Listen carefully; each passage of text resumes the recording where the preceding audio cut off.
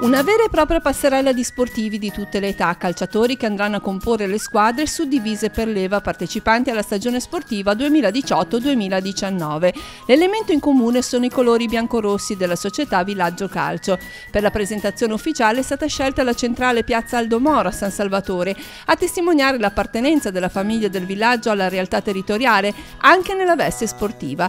La società ha potuto far conoscere i propri bambini ai residenti, consolidando quel legame esistente da anni. Tra le autorità presenti il presidente del villaggio del ragazzo, il sindaco di Cogorno, l'assessore allo sport, il direttore sportivo della società Rupinaro Sport, a confermare la collaborazione che sussiste tra le due realtà calcistiche che condividono lo stesso spirito e gli stessi obiettivi.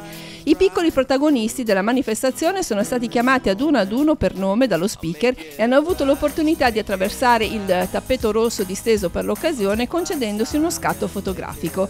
Le leve che scenderanno in campo con la maglia del Villaggio Calcio sono Giovanissimi 2004-2005, Esordienti 2006, Pulcini 2008, Pulcini 2009, Primi Calci 2011-2012.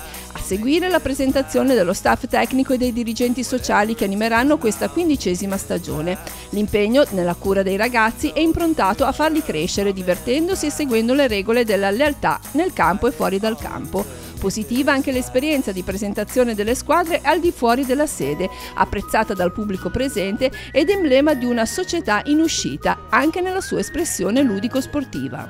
Questi anni trascorsi a educare e far divertire tanti ragazzi segnano un successo che la dirigenza del Villaggio Calcio vuole condividere con la sua gente.